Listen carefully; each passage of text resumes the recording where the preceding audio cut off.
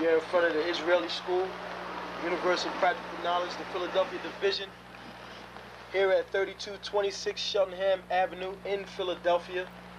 We're standing in front of the school right now, getting a description of the 12 tribe sign that's been painted by one of the brothers that was in the school: Judah, Benjamin, Levi, Simeon, Zebulun, Ephraim, Manasseh, Gad, Reuben, Naphtali, Asher, Issachar. Those are the 12 tribes of Israel.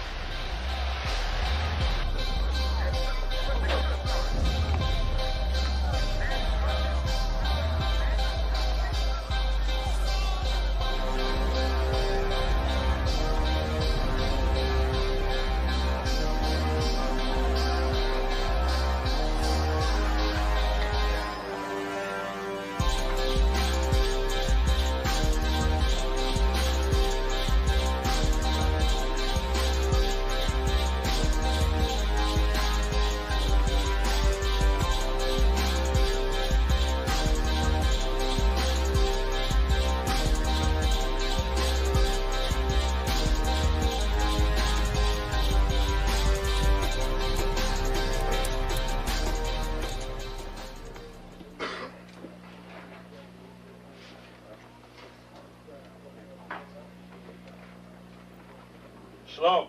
Shalom. You've been waiting for this day, so this day has finally come. A lot of you have been wondering where this knowledge that you've been hearing is coming from, and the powerful truth that you've been hearing, how this was established. Well, we finally were able to arrange for the priests to come down from New York and spend some time with us. And I'd like to introduce them if I can. These are some great brothers. We're very glad to have them with us. We want to make them feel as warm as possible, because this is their work and the extension of their work and what they've laid down some time ago. I'd like to introduce, first of all, priest and six-shield general, fourth in command in the nation of Israel, Lashawan. I'd like to salute this brother. March up. Barak.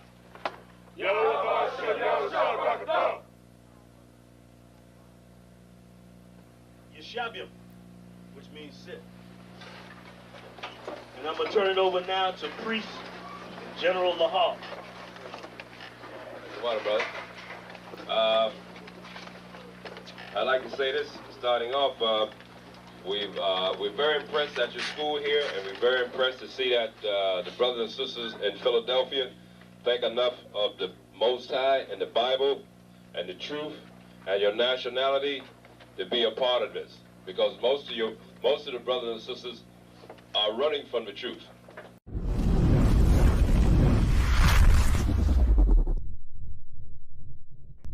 Shalom, Israel. It's time to come get your full dose of truth for the week.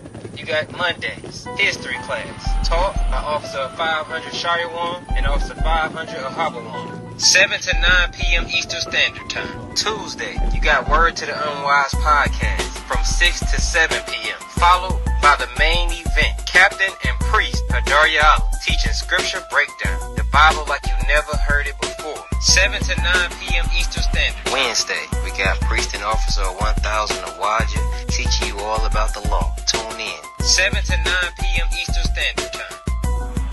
Thursday, you got myself, Priest and Officer 5000 Kazak Amath, joined by Priest and Officer 500 Barak Yah, teaching you the Brotherhood class from 5 to 7 p.m. Friday, learn to speak in the Holy Tongue, the Lashawan Qadash class, taught by Officer 1000 Qatar. 7 to 9 p.m. Eastern Standard Time. Shalom. This is to all Israelite groups and all Israelite communities and all breakoffs from One West and breakoffs from breakoffs from breakoffs from breakoffs. No matter what rainbow uniform you wear, red, white, purple and white, all white, it don't matter. You should all treat the ISUPK like your weird, misunderstood Sabbaths. You shouldn't do anything until you counsel with the ISUPK. We'll tell you when and what to eat. We'll tell you who to marry. We'll tell you who to have sex with and how. We'll tell you how to resolve conflicts with your wives. We'll tell you how to resolve conflicts with your kids, your brothers, your sisters, your parents, your friends, everybody. We'll tell you when and how to pray. We'll tell you how to direct your life in a way that's pleasing to the Most High God of Israel and our Black King Yahushua, aka Jesus Christ. We will be to you instead of a God. Just like the Most High told Moses in Exodus 4:16 that Aaron would be to him instead of a mouth and he would be to Aaron instead of a God, that's what we'll do for you. It is what you all need because none of you know what the fuck you are doing. I pray you understand. Shalom.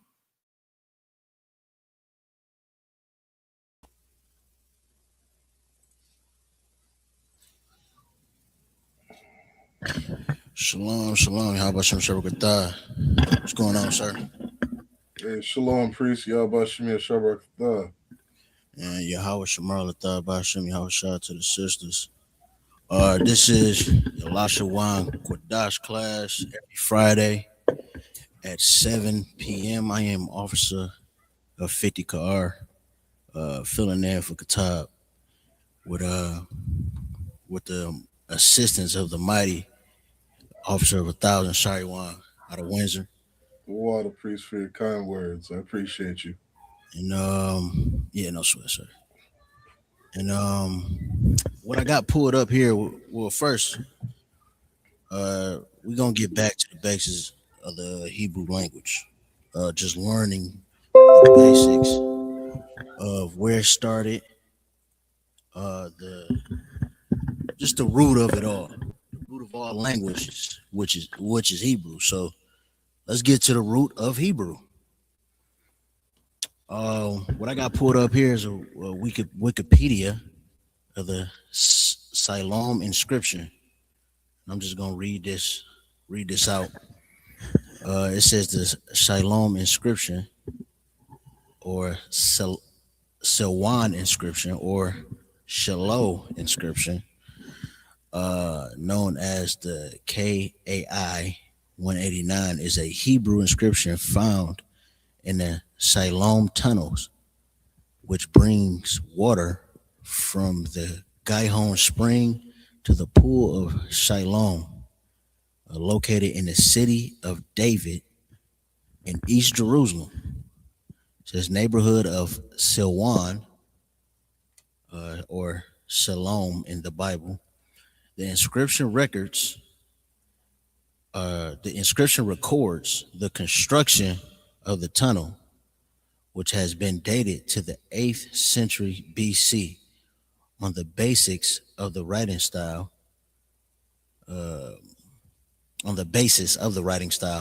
It is only known ancient inscription from ancient Israel and Judah, which commemorates a public construction work.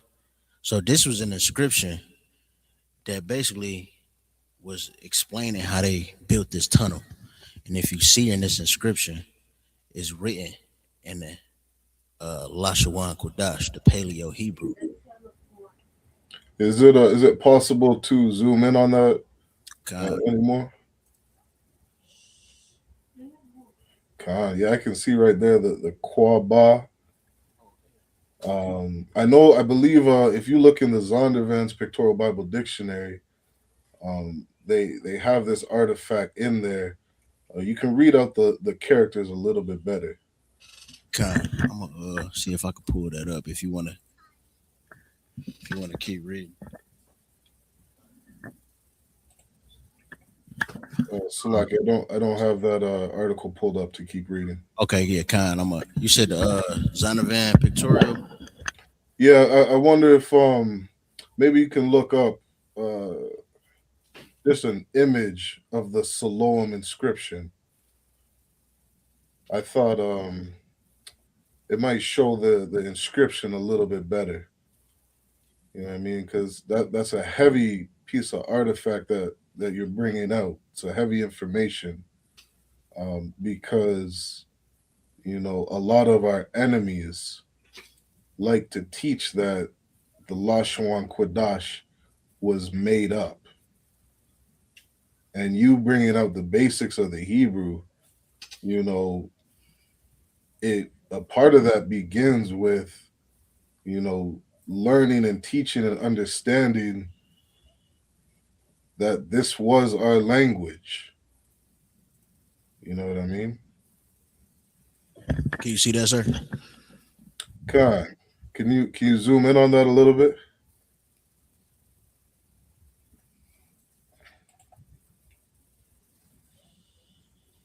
Um, If it's possible, because that one looks like I can read it a lot better.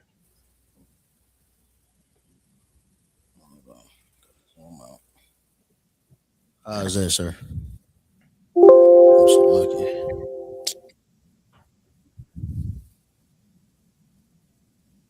It's showing the same thing. Okay. Oh, Oh, okay. there you go. Yep, I can see that now. God, and this look like they kind of highlighted the actual characters on there. Khan. Yeah, that's heavy, sir. Like what? Like we can read that. You know what I mean? In the Hebrew, we read right to left. You know what I mean? Like I can see what's that? Nakwabar. God, You know what I mean? that's What's that? Hazar Kwaba. What's that? Kwabakwa or Korbar. Ha Kwaba. You know what I mean? Like we can see. You know this language. What did it have a date on that Wikipedia?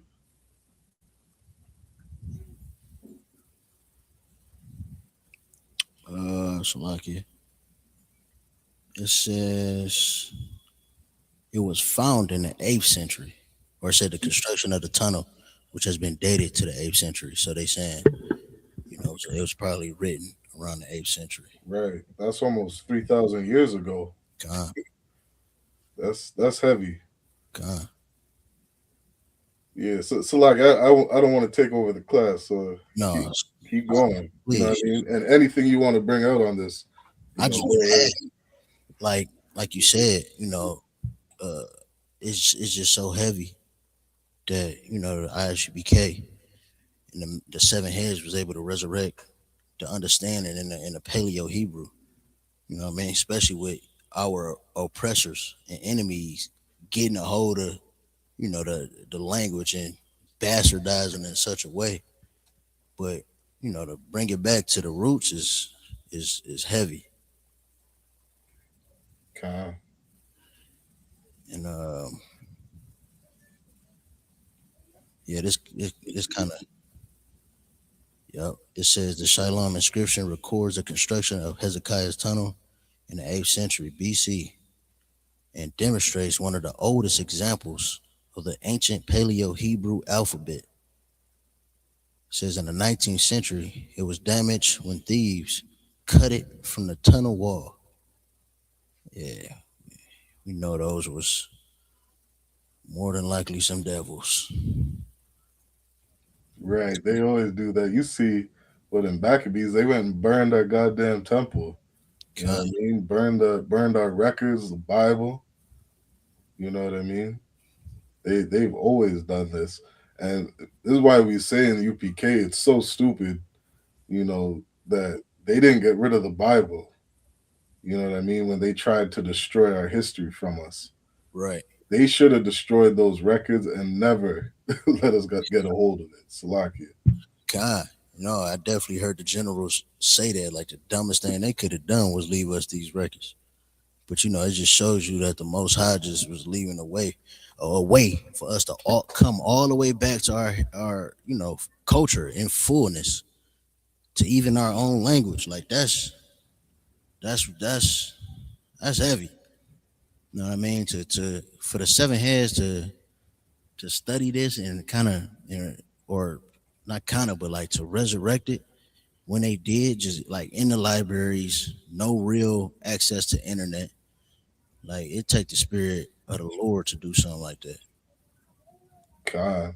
And if I could add, Like what you just said is exactly what the prophet Zephaniah was speaking on. When he said he would return to us a pure language. God, You know what I mean? Like just like exactly word for word how you said it. It could have only have been the Most High. You know what I mean? Matter of fact, it speaks on that in the book of Revelations. I believe that's chapter 5, where it says the what was that? John. He was having that vision, and what he was seeing in verse 5 or chapter 5. He was sad because nobody had the power to open up the book. God, You know what I mean? And it wasn't until Yahushai and what he did and overcame, he was the only brother worthy to open the book and give that knowledge back to the 12 tribes of the nation of Israel. Salakia. God. Yeah, it's just so heavy, and that's what's so special about this class because we are teaching, we teaching an essential part of our culture. You know what I mean? Because it's not our language. Not only is it not our language, this is not our land. This is not our culture. Like, so to have the access to speak the way the men of old, the way we originally did. You know what I mean? Like, it's just heavy. I Yeah, got. right. I'm going to pull up that.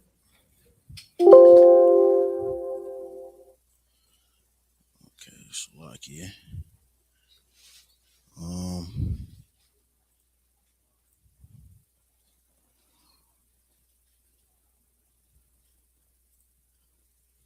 1 second. I'm trying to pull up that Hebrew vowels so we can.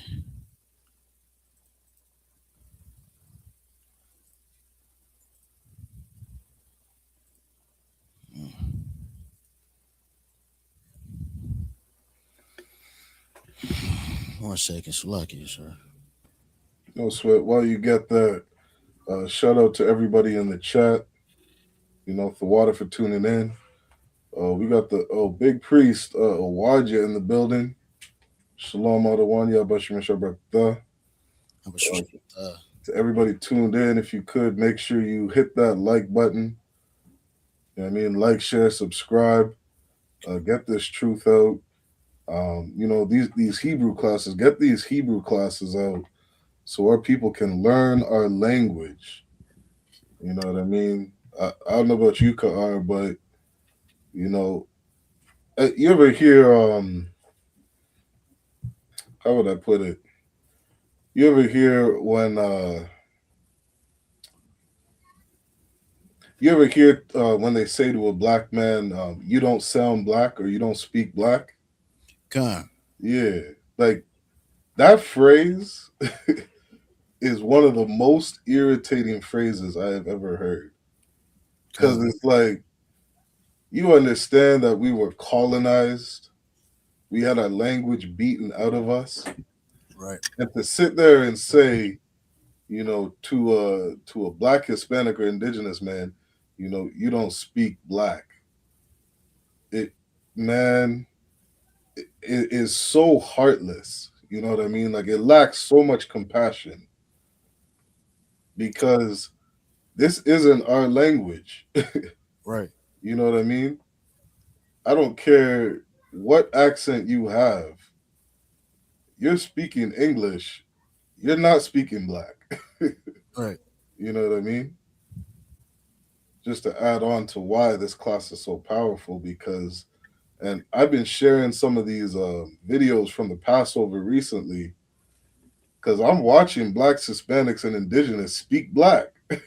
God, They're speaking Hebrew. That I saw thousands of brothers and sisters, children, you know what I mean, people of all ages speaking the Lashawan Qadash, praying to the Most High in our language, and it's such a beautiful thing.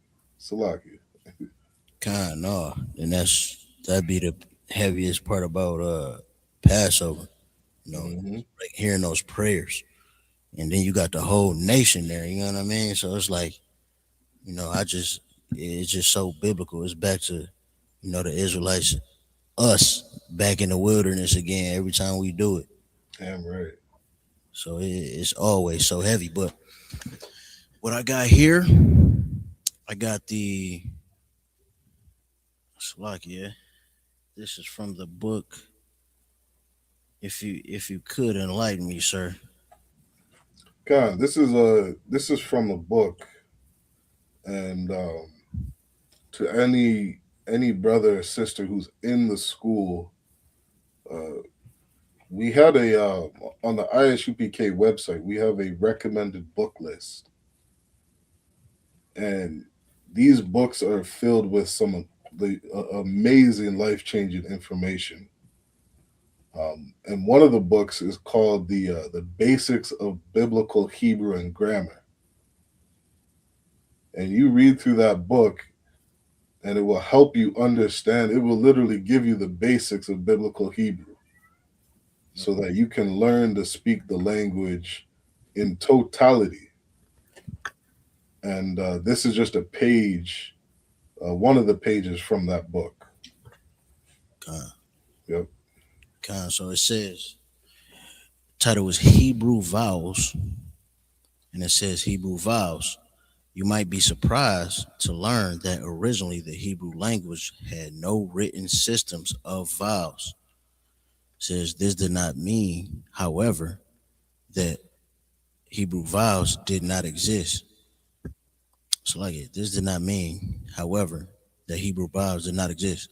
While they did not exist in written form, they had always been present in the spoken form of the language.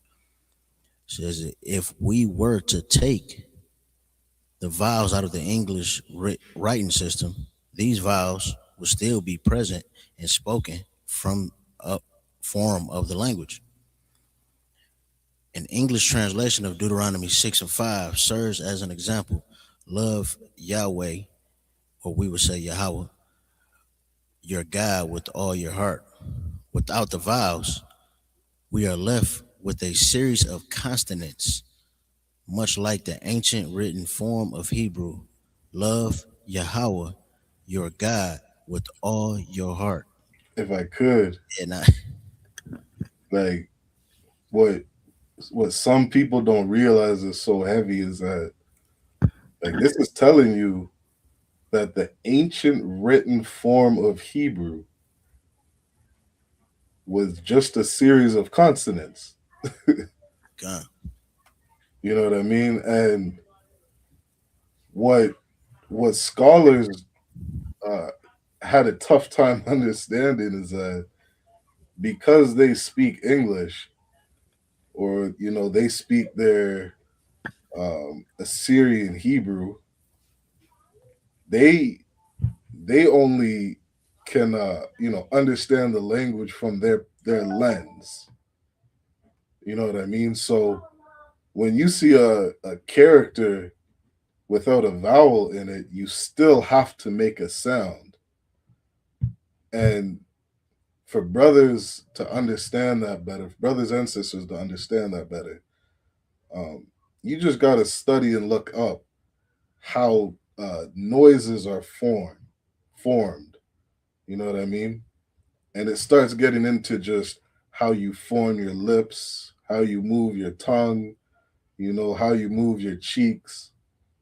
And you ever see a baby speak Ka'ar? Like, they just blurt out noises. You know what I mean? And so when it's saying that there's a language that had no vowels, or that the ancient Hebrew had no vowels, they just weren't sure, on how to put the language together. But you keep reading, it'll break it down a little better.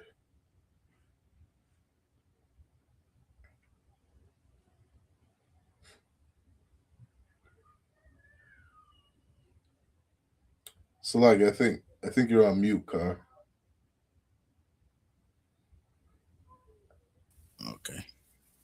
Yeah, there you go.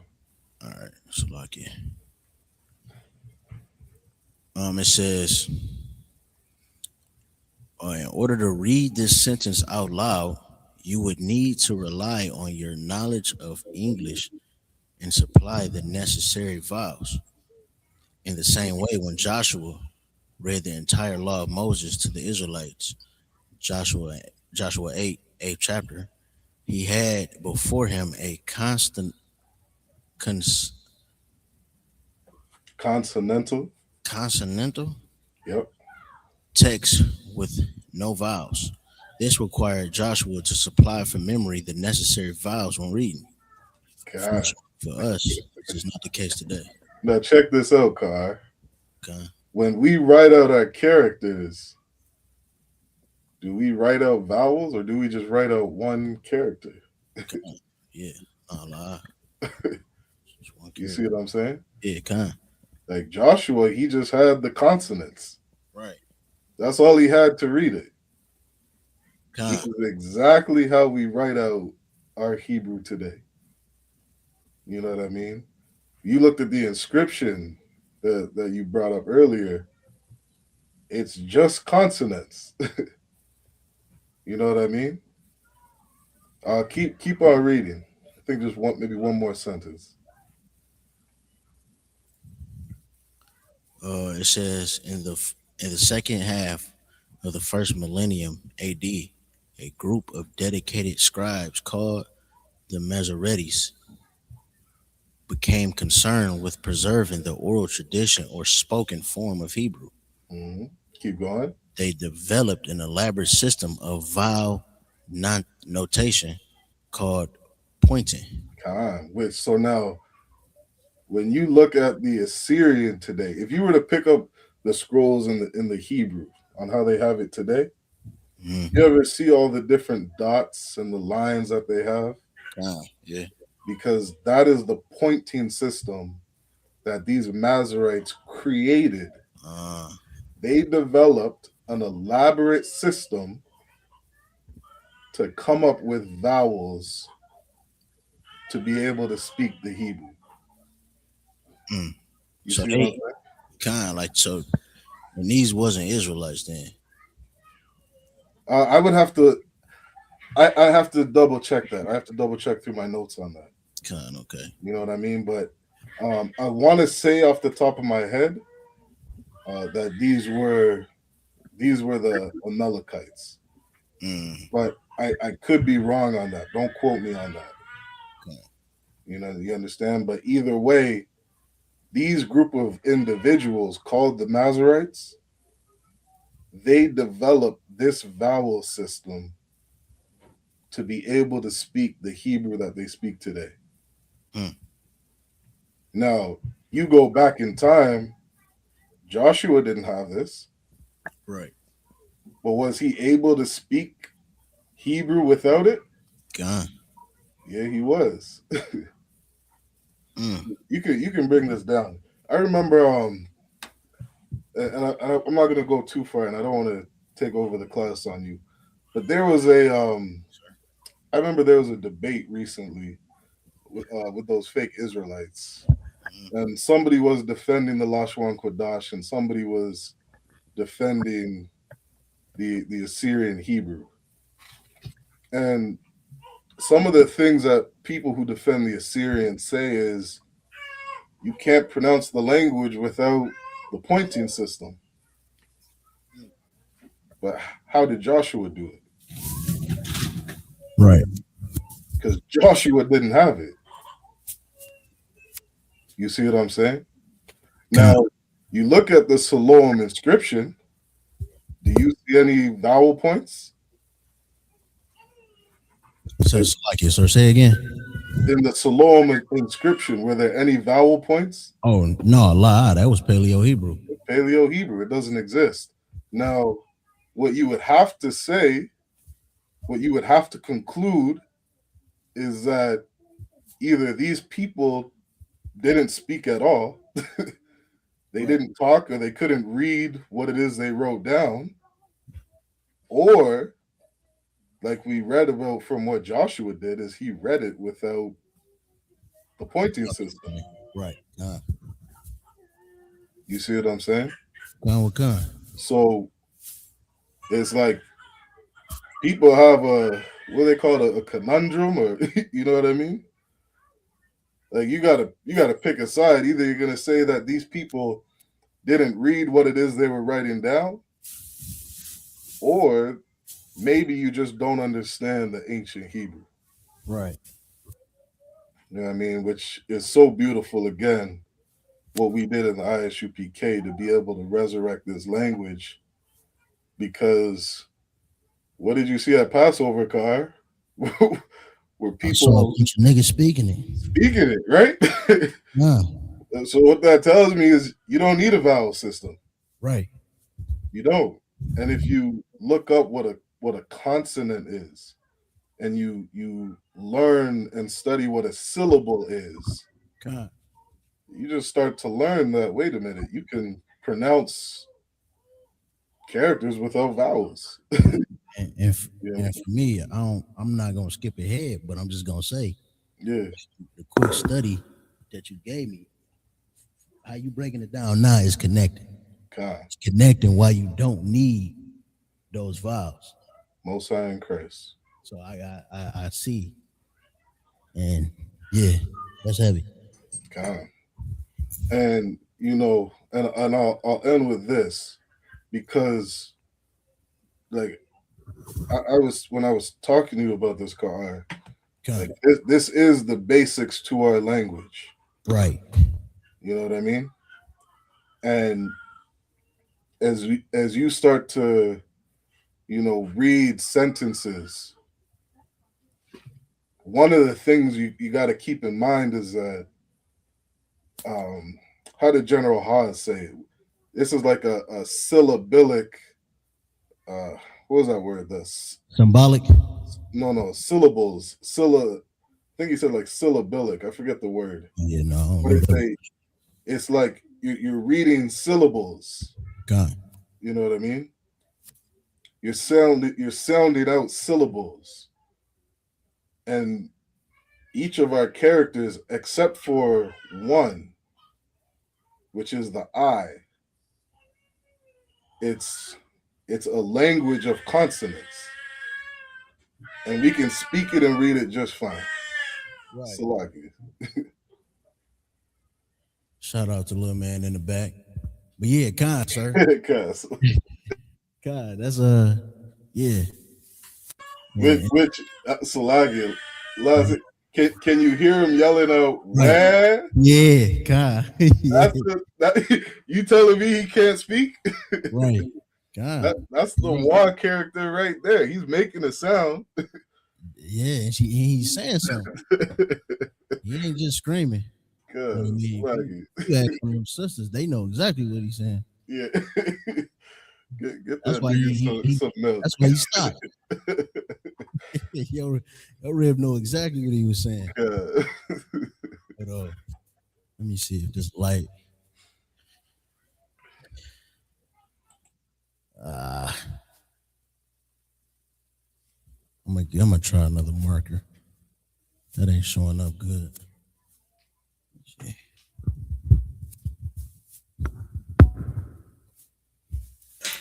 Try green.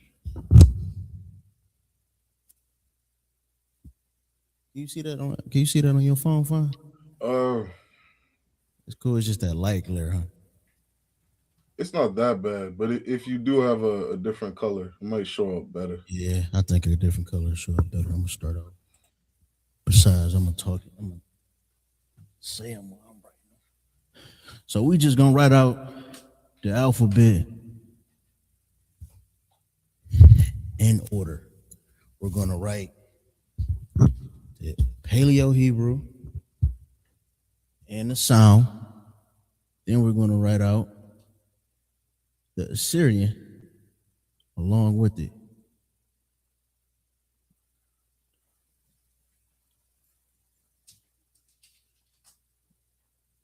So ba,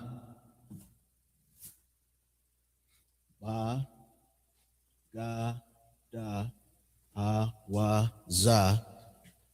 I should have gave them a little space.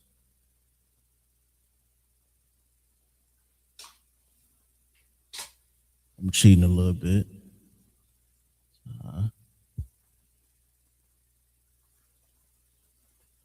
Yeah.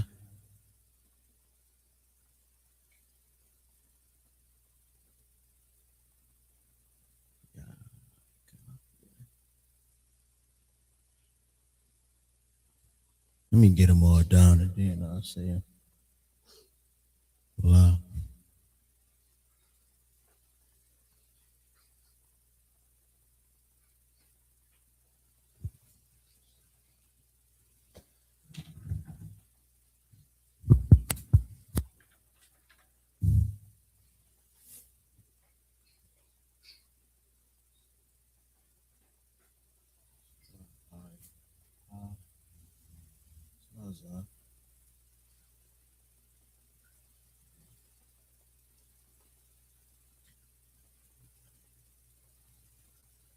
I don't like that.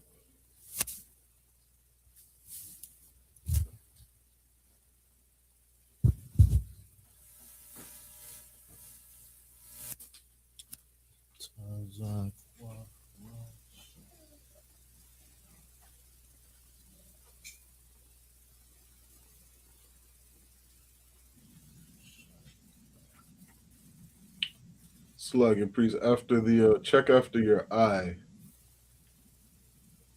Oh, okay. Oh, God, the water, sir.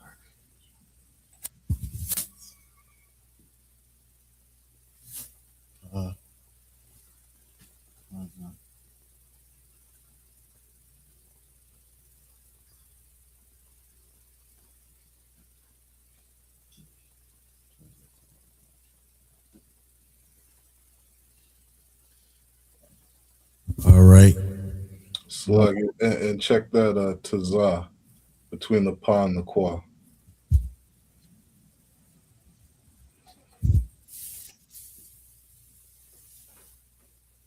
God, the water, sir. Yeah, I should have gave him a little more space, but I know for next time. So look, we're just gonna say them, and if you learning, if you new at this, I would suggest as you writing it down, as I would suggest it, write them down in fives, say them in fives, repeat that five about 5 times. So if you start off with you can write, you write the character, then you write the sound, ba, ga, da, ha. Ba, ga, da, ha. So you write those down, write those sounds down, and then say them 5 times. Ba, ga, da, ha. Ba, ga, da, ha. Repeat it in your head, become repetition. Then you move on to the next 5 characters. You got wa, za, ha, ta, waza, ha, ta, ya. And yes, you have to put that ha on that. Go ahead. It's ha. Am I saying that right, sir? Is my pronunciation right? Yeah, you got it perfect. Yeah, you gotta like ha. I can't even tell you. I remember Salagi, what a man above me taught me. Shout out Officer Hazahab at the headquarters. Yeah. It's almost like you're getting ready to spit, or like hork up spit. And you say that after that C letter, the ka. You kind of turn that into like you're spitting. Like you about to hawk up a loogie. Yeah. That's how you say that. So first 5, ba, ga, da, ha. Say that 5 times, get them down. Now you know the first 5 of the Hebrew alphabet. Move on to the next 5. Wazachataya. And you say those five. Wazachataya. Wazachataya. So now you got the first 10 down. Abba Gadaha Wazachataya. Moving on. Ka. And that's why it's important to really emphasize that this character, Cha, because that could turn into Ka when you're talking. You know what I mean? Like a lot of my name is Cha'ar, really. Cha'ar. But, you know, I'm not gonna stop a brother when he say Cha'ar. You know. But once he get in the class, he'll know, oh, your name, Cha'ar. I am Ka La Ma Na Sa. Right? Or is that too much? Not yet. That's 5 too. Ka La Ma Na Sa. So now you 15 in. Yes, baby. I love you too. Thank you. You gonna learn the alphabet? Learn the Hebrew alphabet? Are you paying attention? So we're on the next 5, which is Ka La Ma Na Sa. Get those 15 down. We're 15 in. Abba Gadaha Wazachataya Ka La Ma Na Sa. I Pa Taza Kwa Rai I Pa Taza Kwa Ra. And you just add those last 2 in there. Sha and Tha. Now you have the Hebrew alphabet. Like I said, if you are a beginner, it's best to really write these down, say them as you're writing. And I say write it out 100 times, as I was ordered to do. But I tell you what, I did not remember it until I started saying it in 5s. And I got it down. At that point, when I started doing that, got it down in 30 minutes. You know what I mean? And Shaiwan is my witness because he the one that told me to do that. After him telling me to write it down 100 times, I did that order. I came in. He was like, well, do you remember it? No, I couldn't.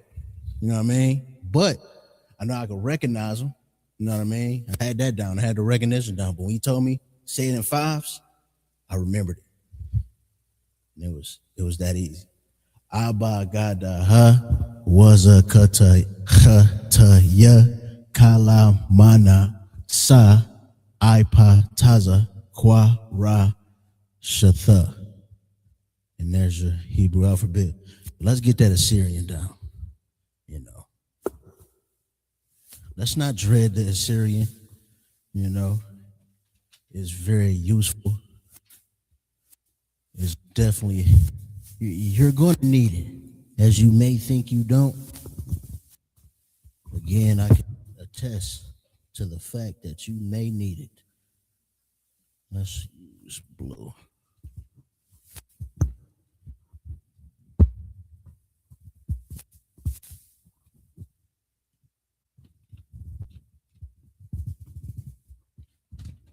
I myself, I am going to lock in. I'm gonna really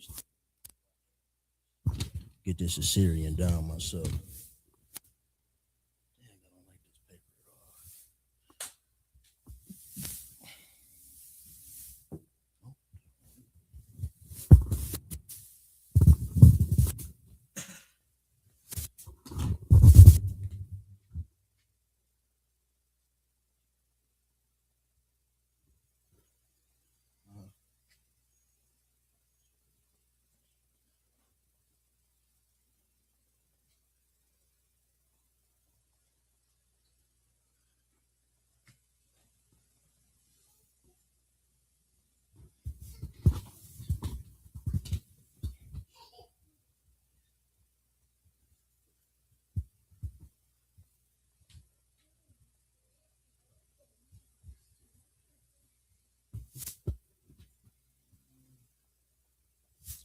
bear with me as I get this down.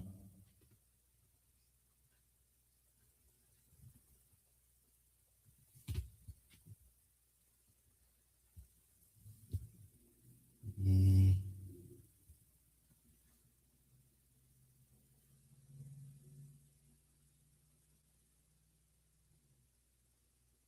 Yeah, man. This, we gonna take it in stride stuff.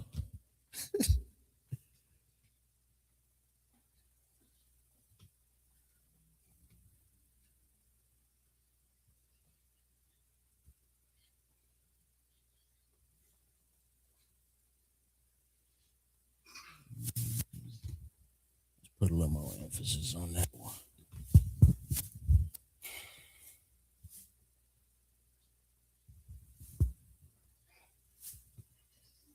Tell you what, it's hard. It's hard to imagine anybody writing this on a day to day. But I guess that's why they had scribes back then, huh? Because like everybody wasn't right, and you can tell like there's some like these characters are like such. There's some bouginess in it, if you know what I mean, sir. You know what I mean? It's like somebody who don't want Yeah. nobody else to write like that. Bougie is a good word because Yeah. like you look up historically, the Assyrian is actually like almost like an uppity way of how they wrote the Hebrew. Yeah. It seems like how the white man to take the rock and roll and try to make it sophisticated. Yeah, Or he'll take our, rap and try to make it sophisticated. God. You know what I mean? When we just going off the spirit. They gotta put their analytics in.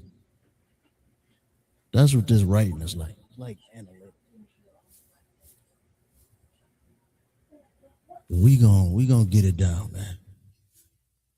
Cause like I said, you're not gonna. I'm not gonna say you're not, but it's hard to find a Paleo Hebrew. It's hard to find a Paleo Hebrew out there, which again, why it's so heavy, and it proves that the Most High is with the ISUPK.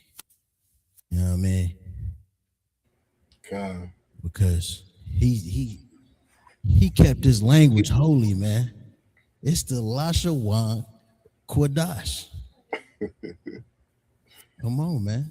Yeah, if I could too, even when you look at the characters, because like that's what they are, they're images, they're actual images. God. When you look at the Assyrian, they're starting to lose the original image of what it was. You know what I mean? Like that first character, that Alap, that's a picture of an ox's head. God. And if you want to, sir, you want me to get into that before we finish this? Yeah. Which part? Or no, we're gonna do that last. Yeah. As soon as you get done this, you can get into that. This is the brothers and sisters watching an ISUPK tradition that every Hebrew class we always go over the alphabet. Okay, God. You know what I mean? The beginning of every class. This is what blacks, Hispanics, and indigenous need.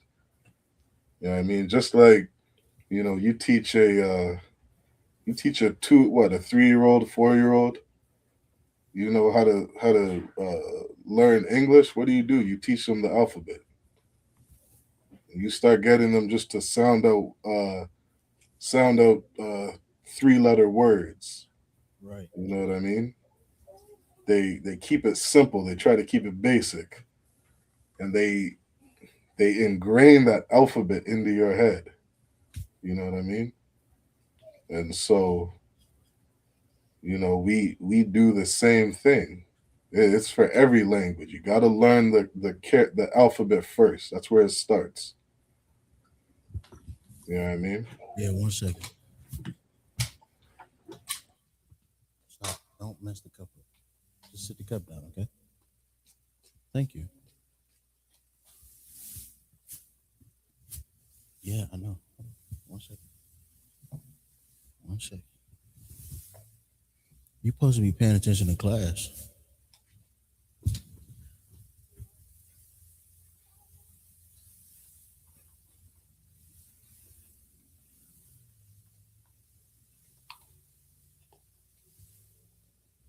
Hey.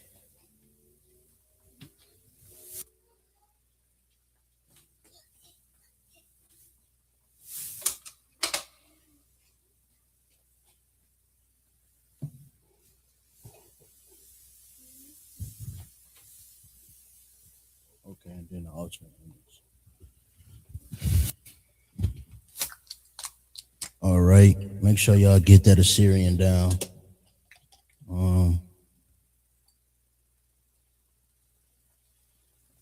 Last week, Qadash said my hair right was good. You know.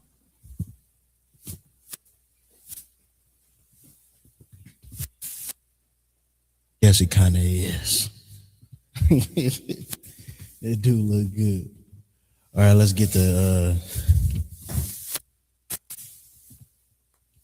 sounds down. That is still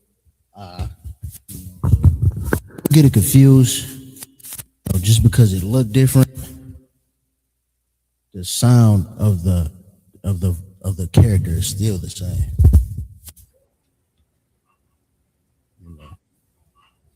Now you just got to kind of correlate and remember those characters. And if I could add one thing, Please, sir.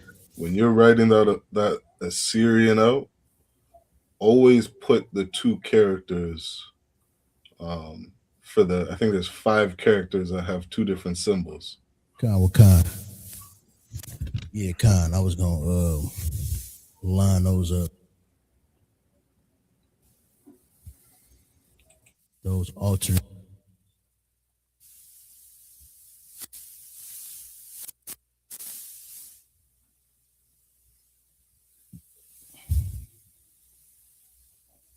Oh yeah, I wrote 2 eyes. That's why.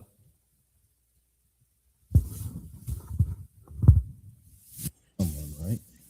Yeah, and I might have to pay you, Kahar, to take down some notes for me, because yeah, your penmanship is very wild.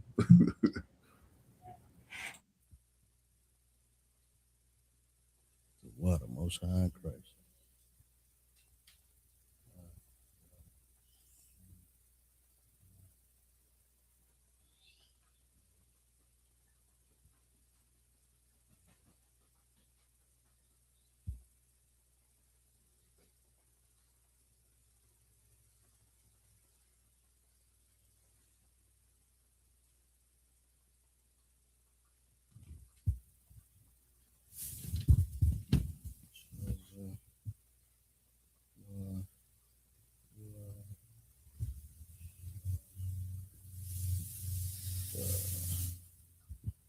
All right, that's a Assyrian. Now, what's special or what's different? Let me say that. What's different about the Assyrian? The Assyrian has what you would call alternate endings for some characters, meaning when you write in a word and you using these characters, let's say ka, for example. This is the ka, and when you're, let me think of I'm not even gonna try, but let's say you're using that character or Salakia, that's the ya. The ka, yeah, this one. The ka, when you're using it, when this goes at the end of a word, the ending, the character change. And that would be that. So now ka looks like this at the end when it's used at the end of a word. Remember, Hebrew is written from right to left. If you haven't noticed, I've been writing from right to left. That's why. Hebrew is written in red from right to left. Whereas, English is written from left to right. Ma also has a alternate ending. a square character. And to your point, sir, what you said earlier, you start to see that these characters start losing they original, meaning, or the look of it start to lose its original purpose, as we will get into later. These characters were like pictograms or pictures of what Con. the people were seeing. They was just putting the pictures to what they were seeing and correlating it with a sound. If I'm Yep. saying that right, sir. Yep. That's it. I think the only characters in the Assyrian where I kind of see a picture still is the Ta. Like that Ta it's a picture of a basket. Got Um, it. Okay. I think the Ta in Assyrian, you could almost say, okay, instead of now looking at it straight down, maybe you're looking at it from the side now. Right. God. Okay. And what was the other one? The Ta and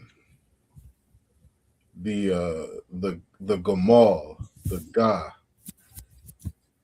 It's like they still tried to keep that the neck of the camel, Oh, okay. because Gamal, that Ga means a camel.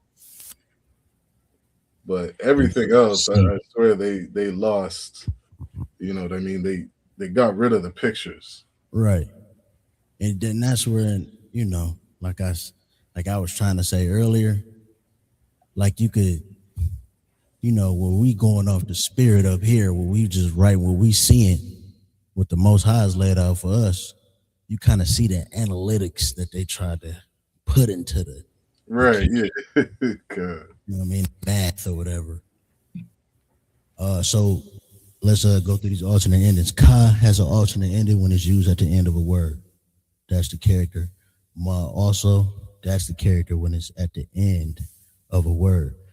So when it's in the middle, you just use these top characters, or at the beginning. But when it's used at the end, you use these characters. Na also. And then you have Taza. And then Kwa.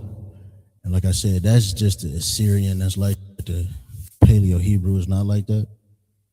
But when you're using the Assyrian, or when you're reading the Assyrian, you have to watch out, have to know those characters when you've seen it at the end. And especially because a lot of these characters look the same. So you kind of got to look out for that as well. You see this in the beginning, it'll be a da. You know what I mean? But you see it at the end, it's not a da no more. It's a ka. So, you have to know that, like I said, that the Paleo Hebrew, you're not going to find as much, and I'm going to reiterate, which is so heavy because the Most High has kept it holy. You know what I mean? Which is why a lot of our detractors and enemies would like to say we just made this shit up. You know what I mean? But as we proved in the beginning, the Paleo Hebrew was on ancient artifacts. You know what I mean? It wasn't none of this. Or those vowels, the pointing system, that wasn't on there either. It was this, and the Most High chose to keep this holy by keeping it away from the mass of the world. You know what I mean? So, like I said, get it down. I say do the same thing for the Assyrian. That's gonna be my homework. I'm gonna write the Assyrian down 100 times. I'm going to write the Assyrian down 100 times, and then I'm going to say them in fives. I'm going to remember these characters, most high willing. In about a week or two, I can come up here and write this whole thing now without cheating. So, get it down, write it in your notebook. You want to get that, what you was kind of speaking on earlier, sir, about the pictorials and the original. So, and this is kind of kind of to the point of what I was saying, where like when you look at the Assyrian and it starts getting away from the actual pictures of an image, when you get back to the ancient, the ancient Lashawan Qadash, like each of these pictures have a meaning, and that meaning helps make up the words that we have in the Hebrew today. And for example, when you look at the ah in the Assyrian, that is not a picture of an ox's head. You know what I mean? They just tried to make some, what do they call it? Like handwriting of the ah. You know what I mean? They try to make the ah look fancy, wherein there's a purpose for having the picture of an ox's head. It's almost like they would have done themselves better justice if they got an artist to draw the picture of an ox's head. Right. You know what I mean? Because Yeah. that would have so much more meaning. You just put some scribbly lines together, you start to now get into more of a deceptive type of language, which is why, again, one of the first things you learn in the ISUPK is that our oppressor is the devil. He is a deceiver. When you get to the Paleo Hebrew, these words are not meant to be deceptive. Like the men above me, they always say, our language is like a barbaric language. It's very to the point. It's to the point. It's not deceptive. You know what I mean? Like the way we speak is like, woman, come here now. Right. Woman, go there now. Child, son, pick this up today. There's no deception to it. We speak very straightforward. We speak very aggressive.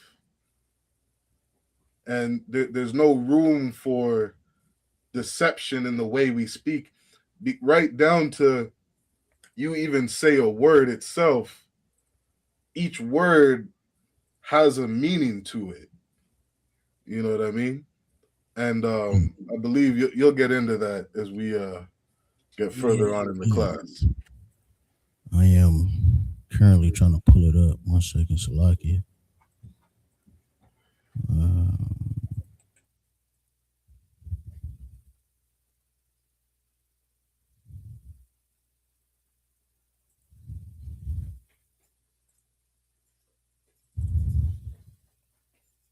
Man.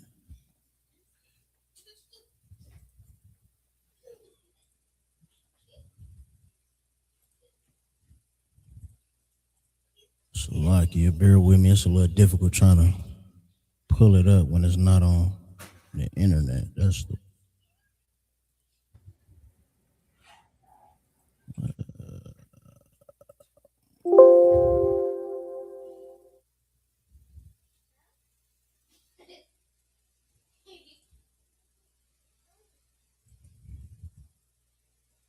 you see that? Or is it still the file? Yeah. It's showing some files right now.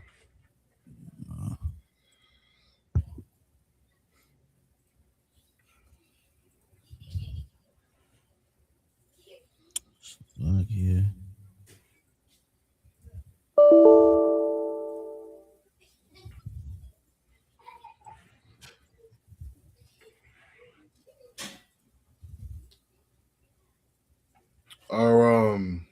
Are you able to pull it up on your phone? 1 second. I think I figured it out. 1 second. I just gotta find it.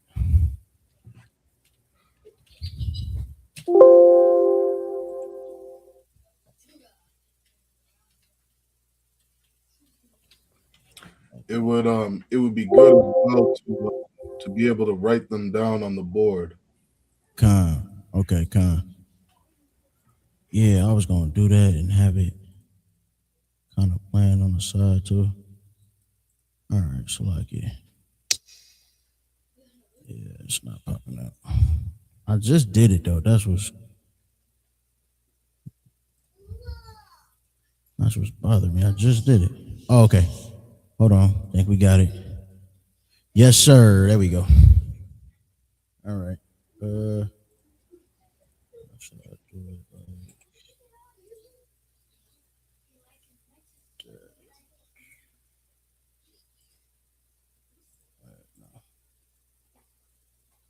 Boom. Yeah, that look good. All right. Hope y'all got that down. I'm gonna rest this. If you want to kind of talk about it again while I'm Kind, no sweat. ready, it's like So what Ka'ar was just writing down was he wrote down the alphabet. Um, Sometimes I get this wrong. I think it's 22 characters that we have, 22 characters in total in the Hebrew. And what he was writing down was the pronunciation of each character,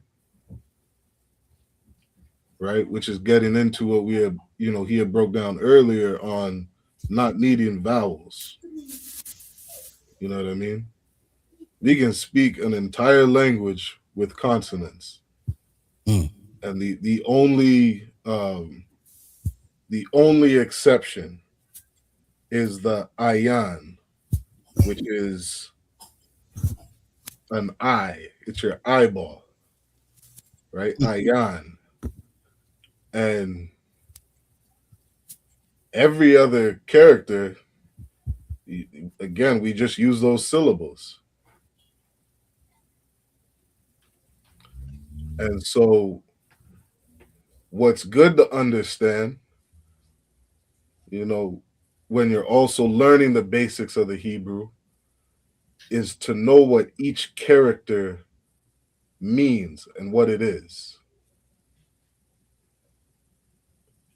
So that first character that we see, which is a picture of an ox's head or a cow, that word is alap.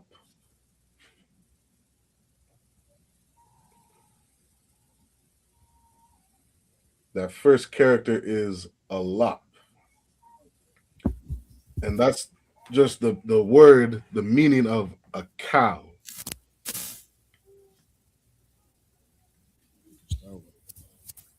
you can start with those. And while you speaking on it, so we gonna write down the characters as well.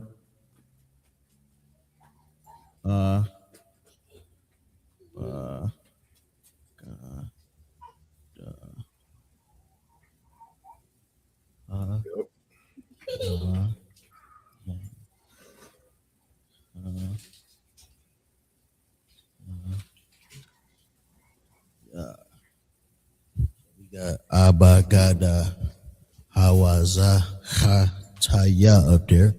Now, if you could, just to the side,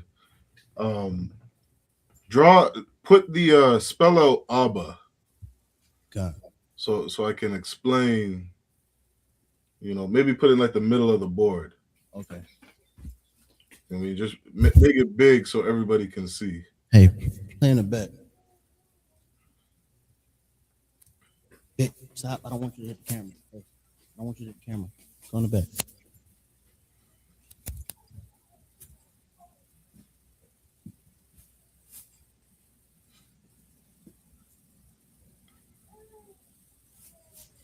So when you put an ah and a ba together, what you have is the first Hebrew word in our language. And it's the word Abba. And what that word means in English is father. Now, in the Hebrew, we also got to understand that each character has its own meaning. So that first character, Alap, means cow. And what cow is a representation of is strength. A cow is a representation for something that is strong. Then you have the character beside it, which is Bayath. And what Bayath is a picture or a depiction of a house. So, what does that mean for Blacks, Hispanics, and Indigenous speaking this language? That word Abba is damn near translated as the strength of the house. Maybe if you could write that down, Ka'ar, so people can take some notes on that. You have the ox head, which represents strength. And then you have the bayath, which is a picture of a house or a tent. And you put those together, what do you have? You have the strength of the house. Now, in English, Ka'ar, what does father mean? What does father mean? God. Well, maybe let me put it this way. Let me put it this way. If I were to say the word father, what do you think of? Head of the house. Head of a house? I had never heard somebody say that. Like, that's why I kind of hesitated, because what do we, in the English language and in America, the father is disrespected. So that's right. So it's like a father you could just be what do they call it, a seed donor? You could be a baby daddy. Right. You know what I mean? It just simply means that you're somebody who's had a child or has children. You know what I mean? Let me look up the definition, the Webster's definition.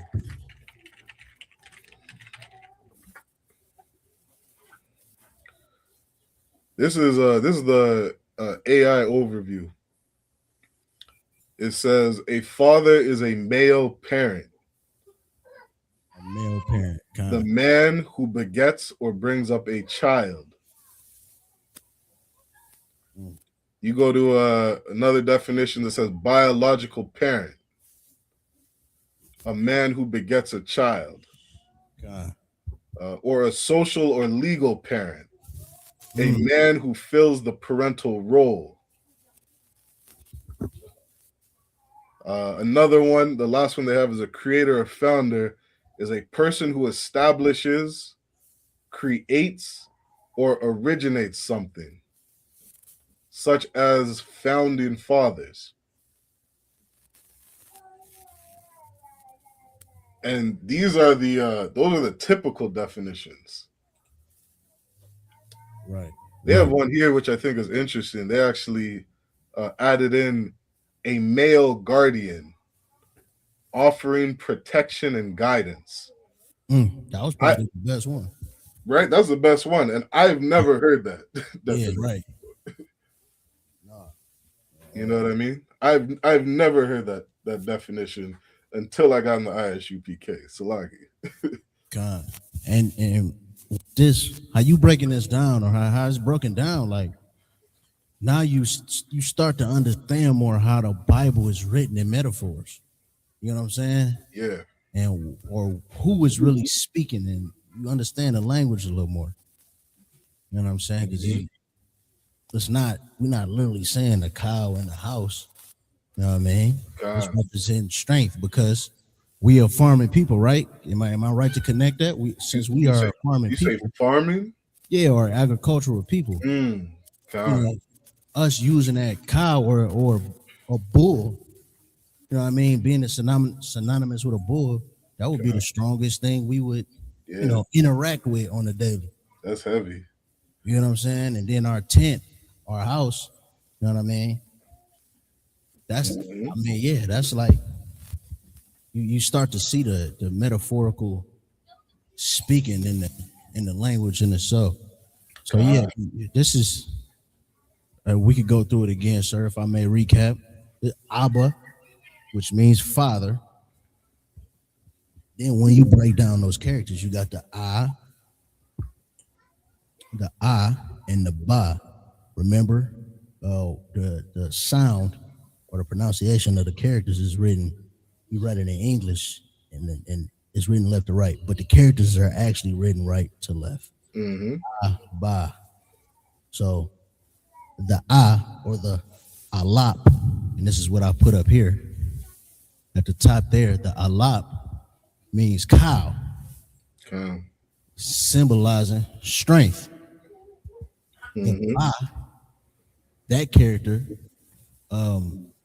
is bayath, which is tent or house.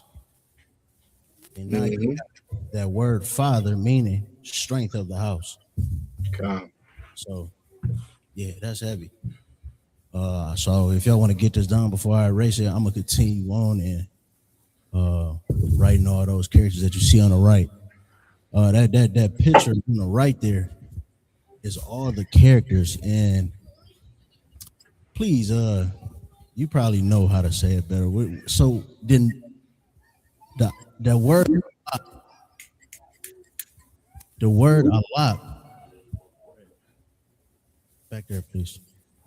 The word alap is cow God. and is shortened down to I to make the character. So the a better way to say it is that character that we're writing down is an alap, Khan. which is a picture of a cow. Okay, Khan. And the ah, just the A and the H, Mm-hmm. is how we pronounce that character. Khan. So that Abba Gadaha, those are just the pronunciation. Right. That's all that Of the is. character, but That's the right. actual character itself is a alap, it's a cow. Khan. It's an alap. And the ba is an actual tent. It's the bayat. Okay. Right. Khan. So if we were speaking like the a correct way to say it is this character is an alap. Mm. This Okay. character is a bayath. Right. How you pronounce the bayath is a ba. Okay, Khan. How you pronounce a gamal is a ga. Right, because now and then when you putting these characters together, you got the meaning behind those characters within the word. Correct. Mm. Yeah, man, that's beautiful, man. Yep. That's definitely beautiful. I'll give you I'll give you one more.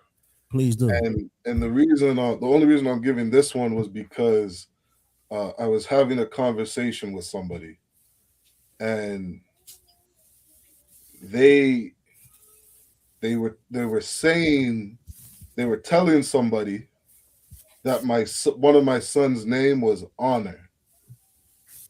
All right, but in the Hebrew, his name is Kabad Ya Allah. Okay, so if you could write that up on the board, Kabad with a K. Okay, Khan. Right. See, that's Yep. what pronunciation is. Oh, because I was instantly thinking, I'm gonna write it out first. You said kabad. Yep. KABADYAAHLA. Y A. Yeah.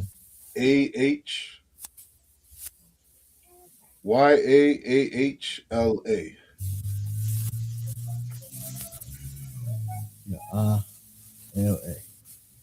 Kabaya Allah. Khan. Wrote that out from left to right. That's how it's pronounced. Yep. We're gonna write it out from left to right. Let me.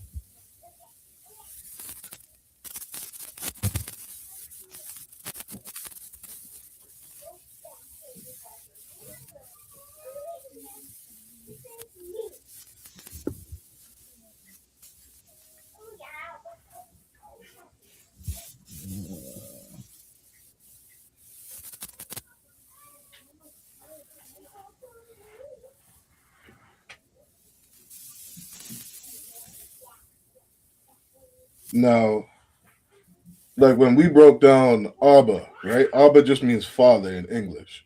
Khan. But when you break it down into Hebrew, that word Abba now has so much more meaning. Mm-hmm. You see what I'm saying? Like this is the strength of the house. Right.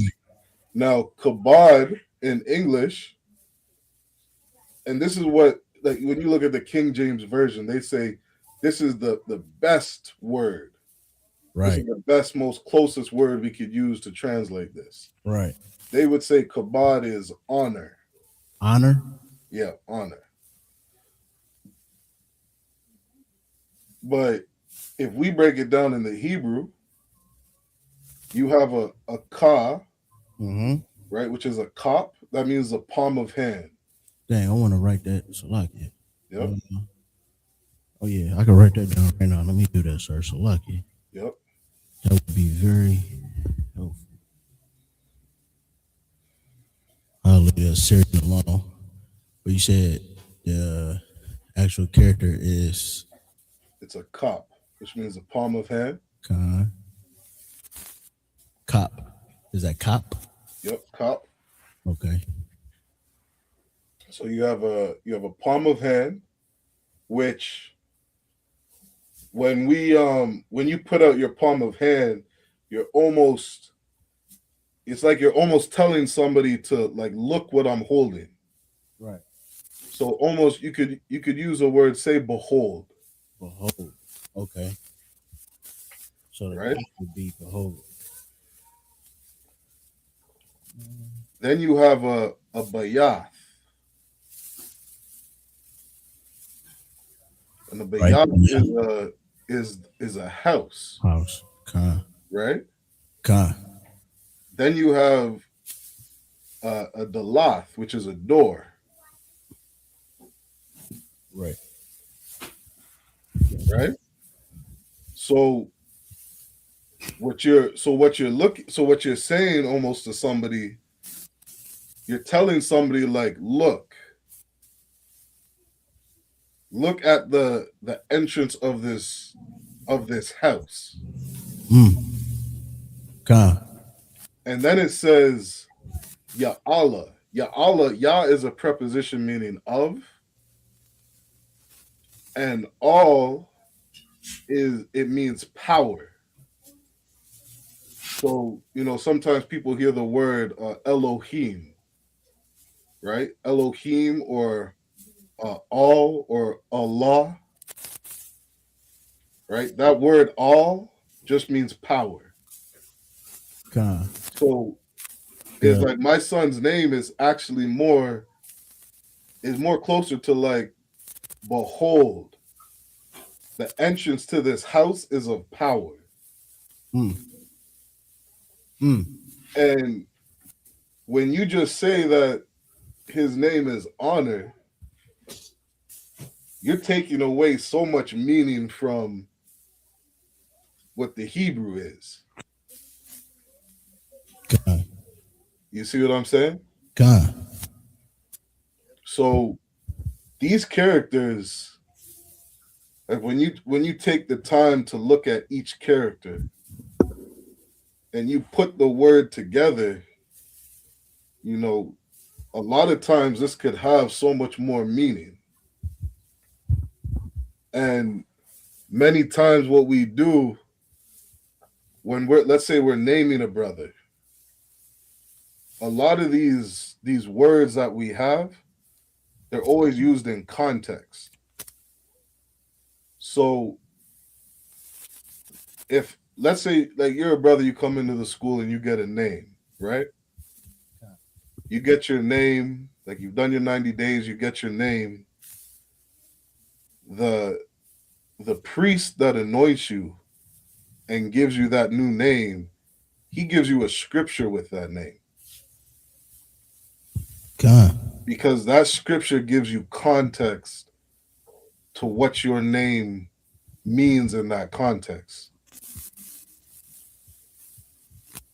If that makes sense. God. And so, and this is why I say, like, when you break down the characters to each character inside of your name, it can have so much meaning. Because these are pictures. And then you put that word into context of something. It's like, okay, this is what we're saying. Right, you got the full meaning. You know what I mean? God. Because like Kabadia Allah without context, we're kind of like, okay, this could mean so many different things. Right. But what we do know is that like there's something we need to be paying attention to. There's some kind of building with an entrance. Right. And this thing is of power. Right. This thing is of the Most High.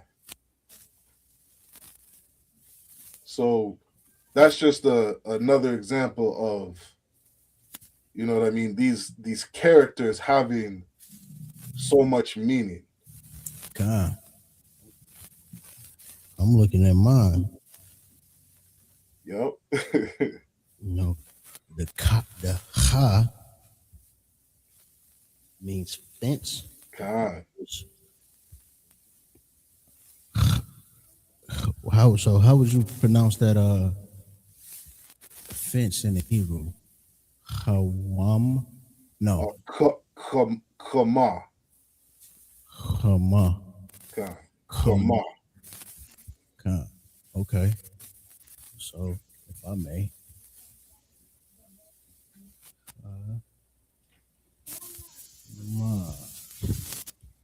you don't mind, so I'm gonna just get rid of this. Yep. Get really. So Ka'ar, what would your Ka'ar would be? You have the Ka, you have a lop, and you have a head, Rahash. So you have a fence. Dang, and Salaki. Yeah, go ahead. That's heavy, because they would say my name means noble in the end.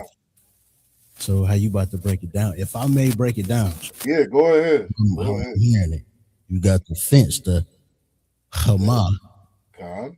You got the Alap, which means strength. God. Then you got the Ra'ash, which means head. Ooh-wee. So you got a fence, which you could say a barrier or barrier. That's exactly what I was thinking. And you're like that. A strong barrier to the head part is what's cold because it connects to the noble. When you really break down the meaning of noble, you know, admirable characteristics. So I almost think of rank when I think of Ra'ash. When I think of head, I think of like you're the highest rank. Oh, so you're like you're almost like the strongest. That's heavy. Very like you're almost like the strongest protection to this gate. That's heavy. God. Now doesn't that has so much more meaning, man? It you know what I mean? Than noble. You really I just like my name more now. You know what I mean? Like at first I was like, hey, car. But it means noble. You know, niggas got code names like, you know, Lashawan. That shit's strong as hell. Kazakh. There's a bunch of Kazakhs. Yeah. That Kazakh word, like a bunch of soldiers. Yeah, I even like how Barakiala, God. Zorak, them niggas got strong names. And I was like, dang, but he was like, It means noble.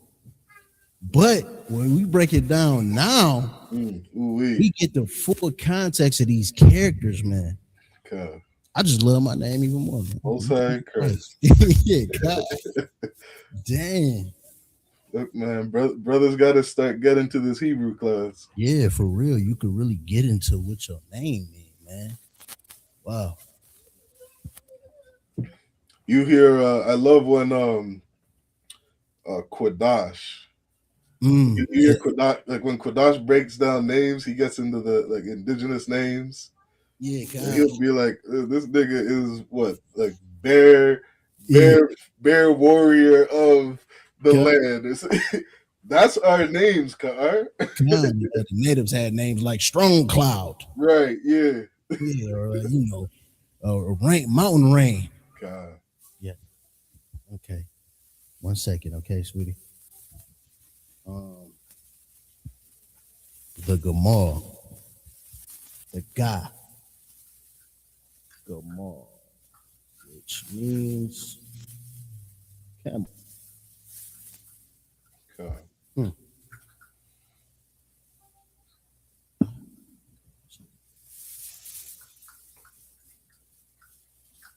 And you got, so okay, we did the Alap, the Bayath, Ga, Gamal, which means camel. Sorry, let me go. Alap, how? Bayath, Bayath, tent/house. The Ga is Gamal, which means camel. God. The Lath, means door. God. I was thinking when you put down the Gamal, I was trying to think like what word do I know off the top of my head with a Ga, and the first word I thought was Gar, because you know how many times we break down Gentile. Okay. That's what Gar means, Gentile, boy. Right. Okay. And what does camel represent? It means it's like a way to travel. And then you have the Ra'ash again. That means head. So it's almost like you're the you're like the pillar of a long distance almost. You know what I mean? Or you're like the Ra'ash. What's another word or way of saying it? Of saying Gar? You're like the head of the destination. There you go. Okay. You know what I mean? So again, all that word means, if we're just breaking it down, you know, with the characters, if you're the head of a destination, it just means, you know, it's somewhere you travel to, somewhere another place you go.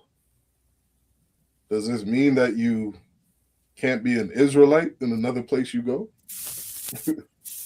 Right. You know what I mean? But we want to sit here with Christians and debate Gentile being other nations of people, when that word just means it's another destination. Oh, God. You see what I'm saying? God. And that, like, stuff like this, Ka'ar, you know, and to any brother watching, I think about things like this when I'm in a battle sometimes, because you ever hear the brothers in the ISQPK just simply say Christians don't know the Bible? That's like that's a beginning every time speaking. Man, like that saying really goes so deep. Because I'm gonna sit here and have a conversation with you, and you don't even understand what a word means, and I gotta debate with you over Gentiles being another race of people or not. I want to see a Christian break down Gar in the Hebrew. You see what I'm saying? Right. Break down what Gar means in the Hebrew, and then let's have a conversation about Gentiles. You know what I mean? Yeah. Like, I'll watch brothers all day cut a Christian just by bringing up the definition of Gentile. And it tells you that this word just means nation. right. It's not that deep. Red. Basket. Since you want to help, I'm not helping you. So sound it out. Basket. What do we start with? Make it big so the people at home can see. Come on now, you write big any other time. Make it bigger.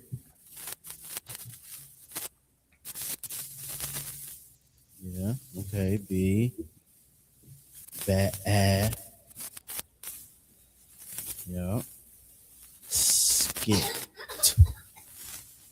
All right. Nope. What's the other sound? What's the other sound? Bask. What's the other? Do you have to go to the bathroom?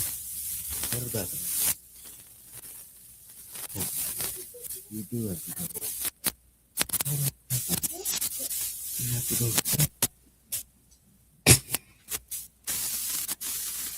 Yeah, that's a K, right? Nope, not I, but eh. Basket. Yeah. There you go. And what do they end with? There you go. Thank Chris. Good job. Go ahead, write your name. How do you write your name?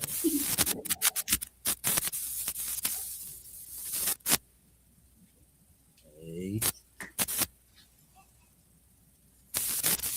What else? What's next?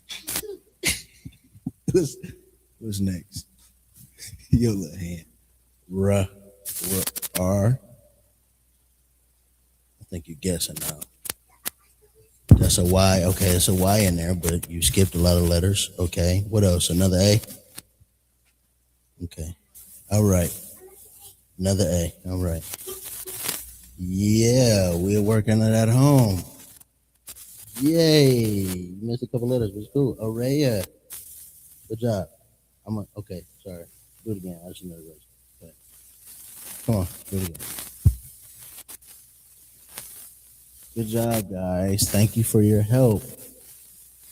Now back to Hebrew class. Thank you. Yay. Clap it up. Clap it up. Good job. All right. We're gonna fill in that Assyrian as we go on, but we're gonna go through it again. I think we got down to the da, which was the lath, and means door. The ha is hana, which I got behold on that on there for that. So Khan. Yep, that's right. okay. And then wawa, or the wa character, is wawa, which means fish hook. And you can kind of see that. You could definitely see. You can catch a fish with that, I guess. God, I'll see if I can pull up a picture on it. It'll show you exactly what that is. Oh, okay. The za means zayan, which means weapon.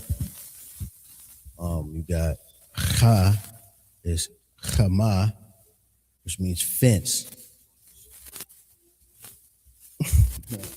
We in class right now. Hold on.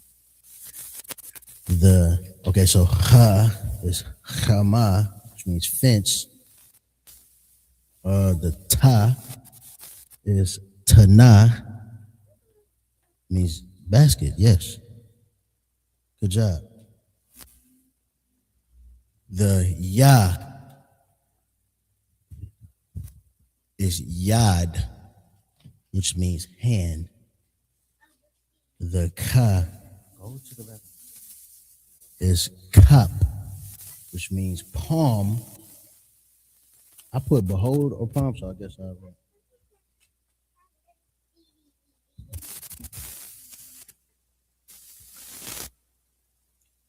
The kap means palm. The la is lamad or learn. And you can look at the notes we got up there. Y'all can write that in the Hebrew, in the Paleo Hebrew. Remember, write it from right to left. I'm gonna do this Syrian though. Why not? You know, I am gonna cheat.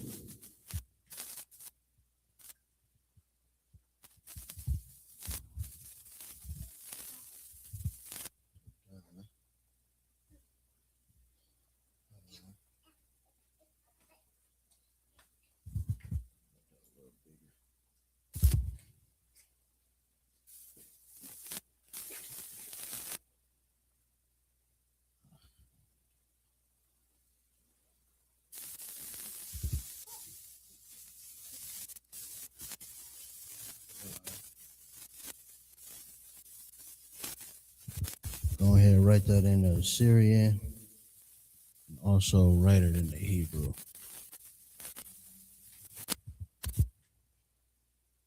Write the actual meaning down in the Hebrew.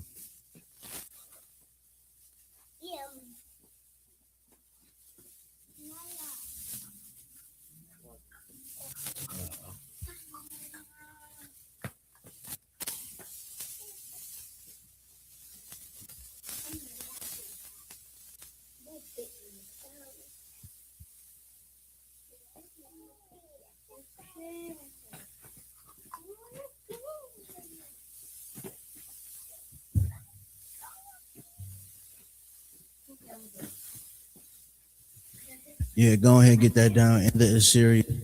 Write the actual Hebrew word in the ancient Paleo Hebrew. I guess why not? I'm up here.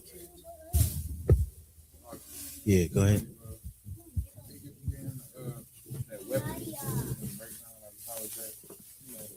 How is that the weapon? What? Okay.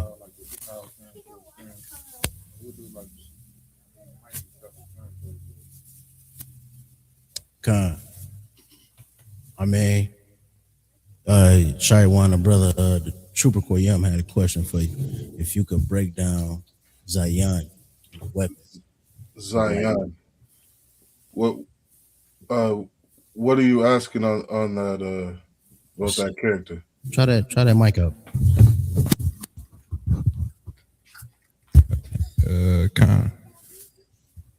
I guess how you related the cow to strength, and then I guess weapon. It'd just be weapon. Yeah, the Zion it would just be a weapon. I think the Zion. For some reason I remember seeing a picture of like a two-bladed axe. But Makes sense. I would have to find that exact my exact notes on that. But Salaki, sir, for me. Just kind of what I think he kind of saying, even with all these, is based in the context of the word being used, right, sir? So the character, like the way you related the Allah to strength or the I to strength, could it also, would the I also become a kind of different meaning in a different context?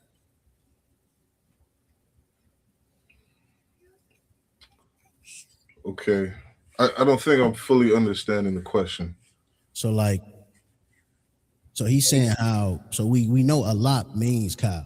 Right. He's saying how you related the cow being strength when you broke down Abba. Right.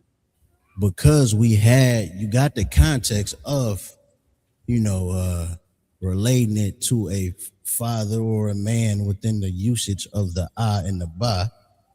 Mm-hmm. Kind of get that word, that I in the actual word Abba being strength. Right. You know what I'm saying? Or, the tent being a house now. You know what I'm saying? and he wants to know how Zion is used in the same way. So yeah, and that's kind of what I was trying to say. Like, I guess we got a weapon here, but if we use a Zion in a different context, could we say I guess a weapon kind of direct, and that's kind of what's special about Hebrew as well. It's kind of direct, but could it be a different meaning in a different context, kind of? But Okay, kind of direct. Yeah. So okay, to answer that question straight, the answer is yes. Kind. Okay. Like you can, what we were never taught when it comes to the Bible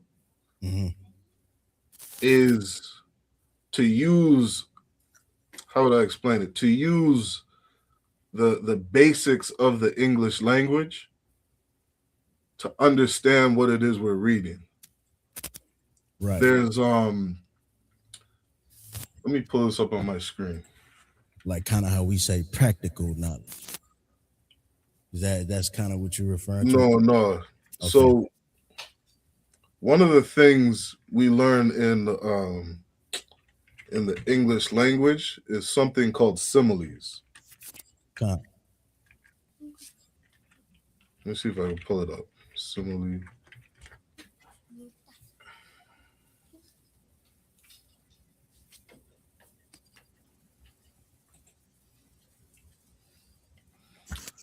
I think it's called the different types of parables.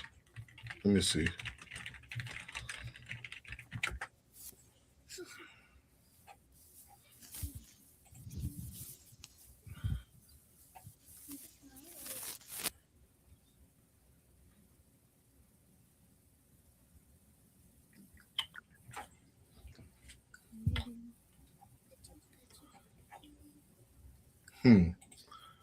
I wonder if you could help me. It's something called like the 5 different types of parables. I know a simile is one of them. It's like simile, metaphor. Yeah, simile, metaphor. I'm gonna look it up for you. Pull it.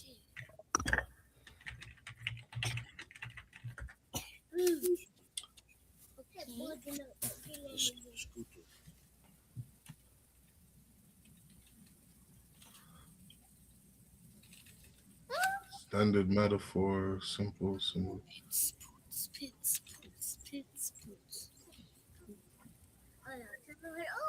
Okay, I got something here. This isn't exactly it, but this will give a decent understanding. I'll share my screen.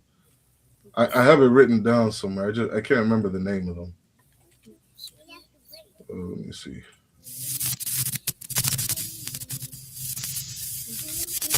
Oh, that's not it. I got an AI overview if you want that, sir.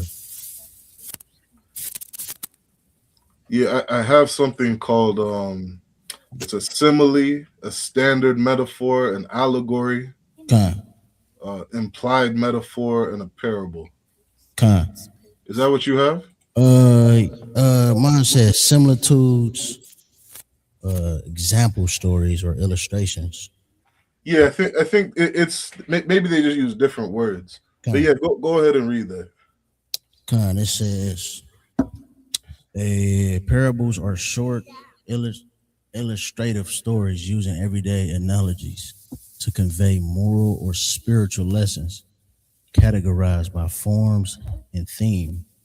Key types include didactic. Yep, that was one. I remember that. Didactic. Allegorical. Yep. And narrative forms. Keep going. Often focusing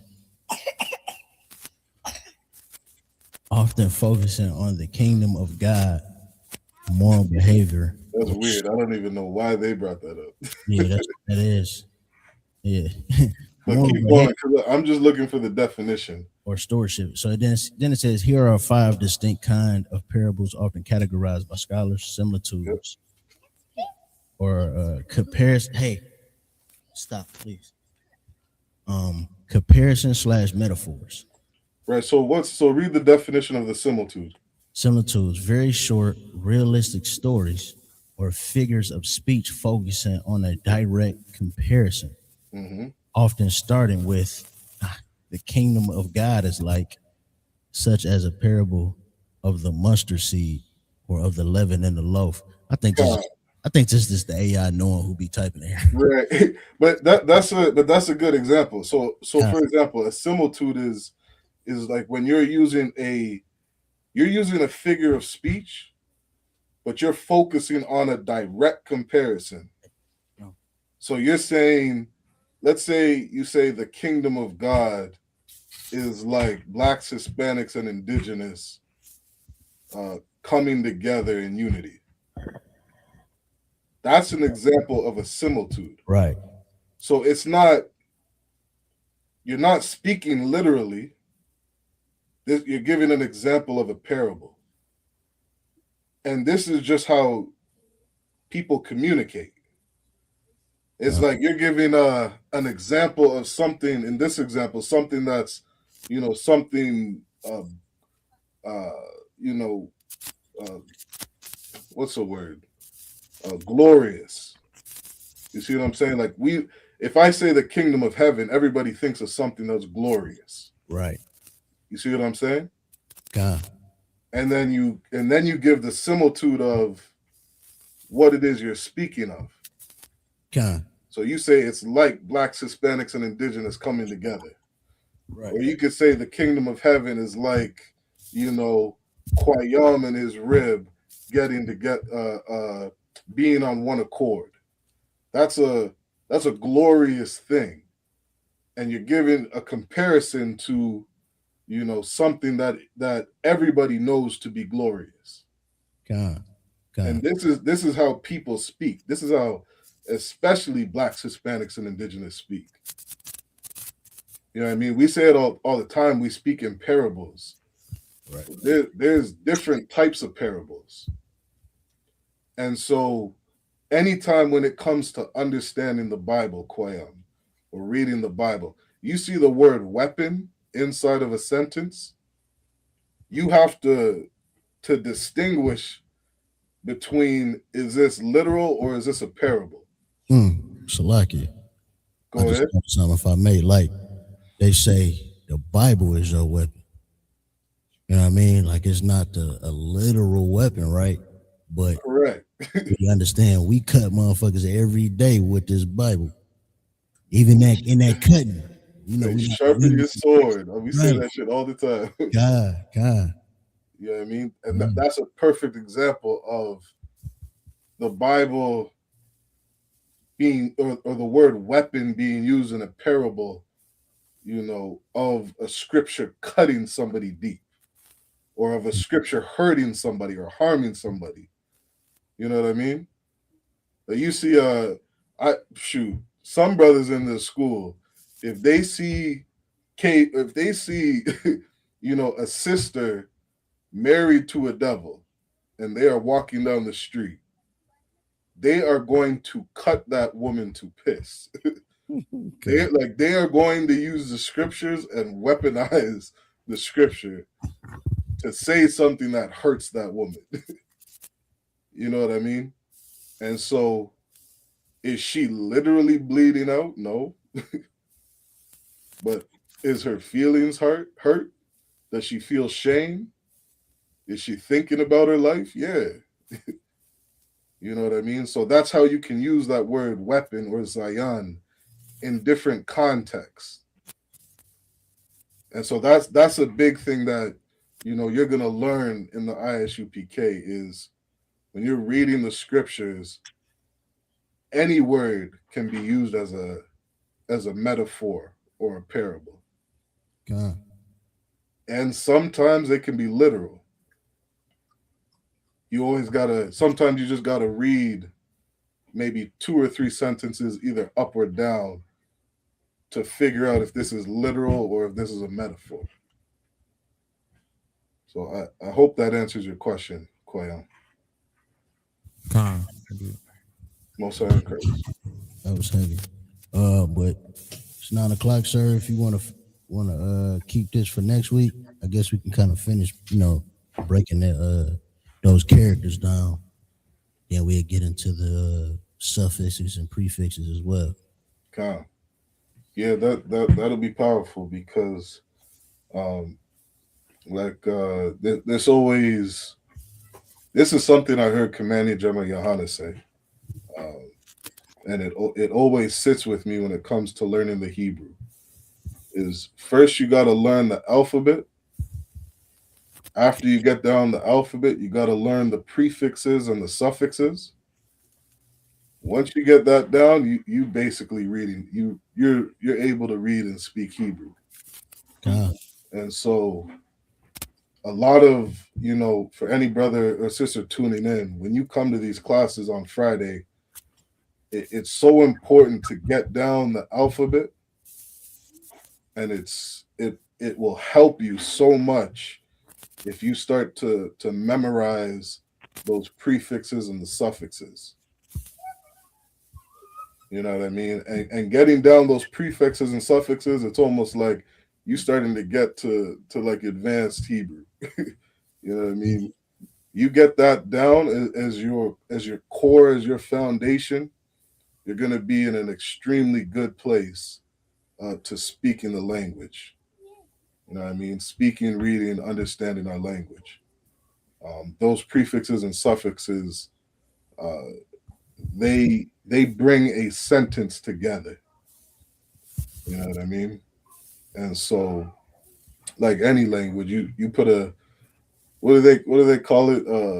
Basic sentence structures or simple sentence structures. You know what I mean? You put 3-4 words together, you got a sentence. You know what I mean? I have a car. That's 4 words, and you got a sentence. God. You know what I mean? So you get that down, you'll be in an excellent place to speaking the Hebrew. You know what I mean? So, yeah, we'll keep on with the basics. We get this stuff down. You know what I mean? And yeah, we'll keep on moving. Khan. Before we close out, I'll just give a shout out to the people who checked in. And if you're still watching, like, comment, share, subscribe. We shout out to Awadra, he checked in. My Rib, she checked in. Shout out to you. Jana Williams, she checked in. Most High in Christ. The sister Shemayim checked in. River Mashah. She actually asked a question. She said, is there a book that we can study from? I believe, Shaiwan, you said there's a list on the ISUPK website that lays out all the books.